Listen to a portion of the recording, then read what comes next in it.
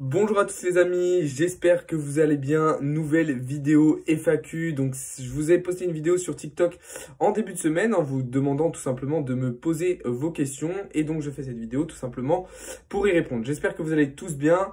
On va voir ensemble donc les différentes questions tout simplement qu'on m'a posées. Comme ça je vais y répondre. C'est peut-être des questions que vous étiez assez nombreux à vous poser. Et bien ça tombe bien, on va en profiter du coup pour répondre à tout ça justement. Je commence tout de suite en vous disant que si jamais vous avez d'autres questions potentiellement qui vous intéressent, n'hésitez pas à les mettre en commentaire. Si vous voulez réagir à certaines questions qui ont été posées, certaines réponses que j'ai données, n'hésitez pas aussi à le dire en commentaire. J'aimerais bien en fait que les vidéos FAQ s'enchaînent et que sous chaque vidéo FAQ, vous me posez les questions que vous voulez, auxquelles vous voulez que je réponde tout simplement dans la prochaine vidéo. Alors je vais commencer tout de suite avec la première question qui est... en fait, c'est pas une question, j'ai rien compris. Quel bull flag de l'ATH de la cassure dans la trendline? Donc je pense que c'est un troll. Question inutile. Donc voilà. Première question de Gabriel Crypto, merci pour ta question. Combien tu gagnes? Alors, ça dépend des mois. Un entrepreneur, c'est ça, les revenus ne sont pas forcément les mêmes tous les mois. On a des revenus réguliers, d'autres qui ne sont pas réguliers. C'est-à-dire que par exemple, moi dans mon activité, je vais avoir des revenus fixes. Il y a des revenus que je vais avoir tous les mois, puisque c'est comme ça. Alors qu'il y en a d'autres, des fois, qui se rajoutent selon certains mois. Par exemple, si un mois j'ai un partenariat, du coup ça va faire augmenter mon salaire sur ce mois. S'il y a un mois où je n'ai pas du tout de partenariat, du coup mon salaire va être un petit peu plus bas. Voilà, il y a des choses qui s'ajoutent, qui s'enlèvent. Donc tout simplement, ça va dépendre de certains mois en fait. Donc voilà. Ensuite, question de Adrien Poussin. Salut, je débute et je voudrais savoir sur quel token investir pour avoir un max de bénéfices. Alors ça, c'est une question assez intéressante, mais en fait, il n'y a pas de réponse universelle. Il n'y a pas de réponse qui va pour tout le monde. Ça va dépendre de, tout simplement, déjà votre capital. Ok, si vous avez beaucoup ou pas beaucoup d'argent. Par exemple, quelqu'un qui a un gros capital, on va plus facilement lui dire d'investir sur le Bitcoin que quelqu'un qui a que 200 € de capital. Ça va dépendre aussi de vos objectifs. Si vous voulez investir plutôt à court terme, à long terme, etc. Si vous voulez retirer rapidement vos bénéfices ou les laisser et les réinvestir.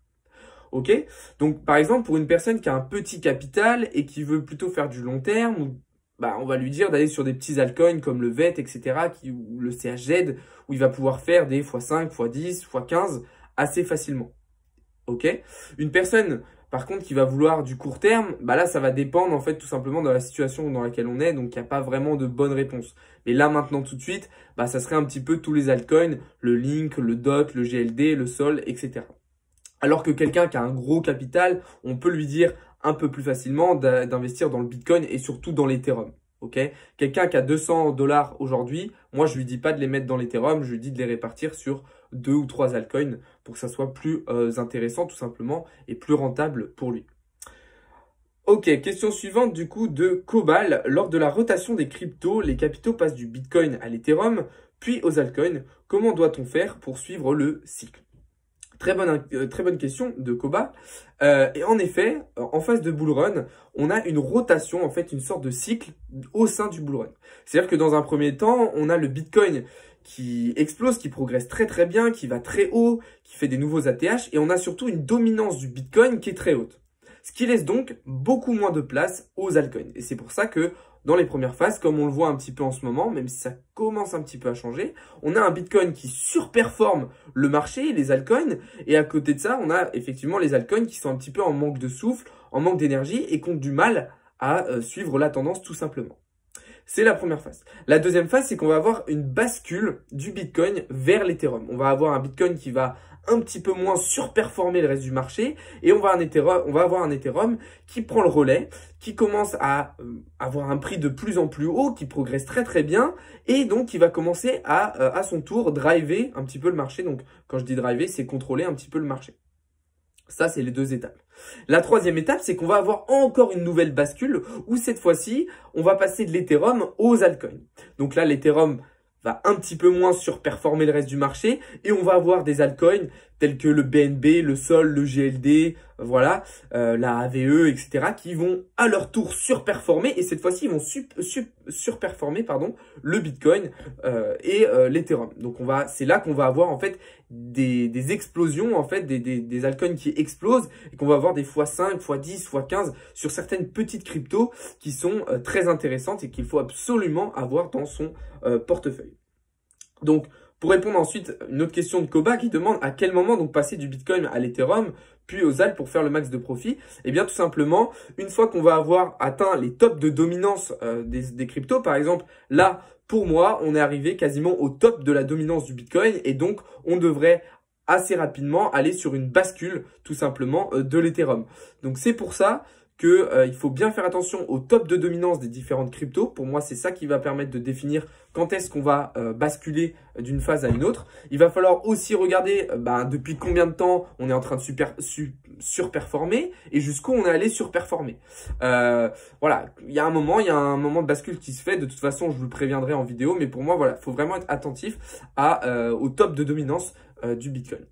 Et du coup, encore une question de Koba qui enchaîne, en tout cas des questions très intéressantes, qui me demande, doit-on attendre que le Bitcoin atteigne les 100 000 $ pour nous retourner vers l'Ether ou doit-on le faire bien avant? Alors évidemment, on va se tourner vers l'Ether avant que le Bitcoin arrive aux 100 000 $. Mais après, encore une fois, ce n'est pas obligatoire. Cela va dépendre de la manière dont vous voulez investir tout simplement.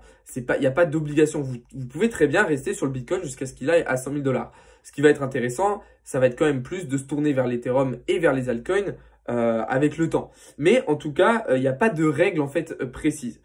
Mais si je devais donner une stratégie, ça serait, comme je le disais précédemment, une fois qu'on va avoir atteint le top de dominance tout simplement sur le Bitcoin, ça va être d'essayer de basculer tout simplement vers l'Ethereum puis vers les altcoins.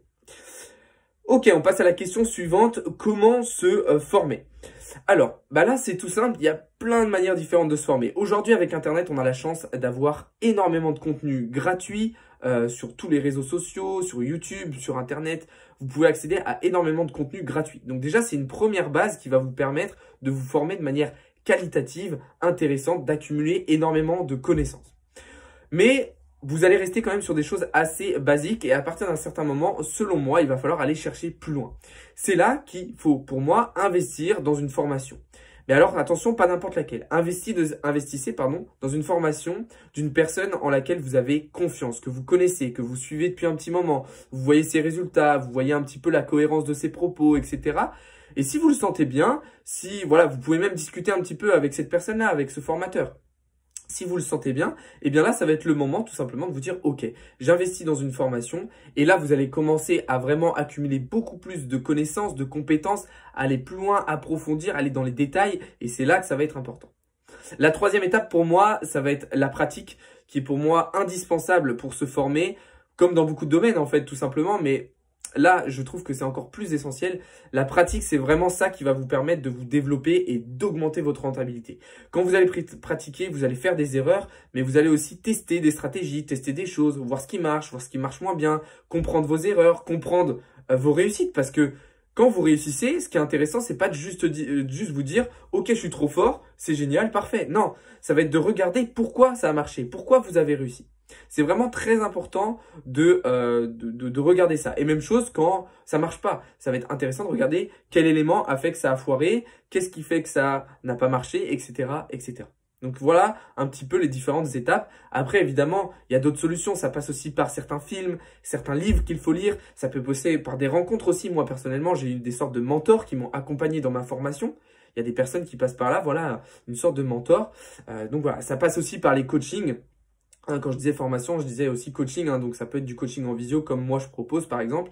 Il y a beaucoup de formateurs aujourd'hui qui proposent ça, de vous accompagner en fait quotidiennement ou au moins de manière hebdomadaire sous forme d'appel visio, ce qui permet d'avoir un suivi assez régulier. Donc voilà, on passe à la question suivante. Combien de temps as-tu mis pour être rentable? Alors moi, pour être vraiment rentable à 100%, Donc quand je dis rentable à 100%, c'est-à-dire de pas avoir par exemple un mois de rentabilité, un mois rentable et le mois d'après ne pas l'être. C'est vraiment pour moi avoir un enchaînement, une succession de mois en étant rentable. Pour moi, j'ai mis à peu près 1 an et demi à être vraiment rentable à 100% et voilà, à ne jamais avoir un mois en négatif. Voilà.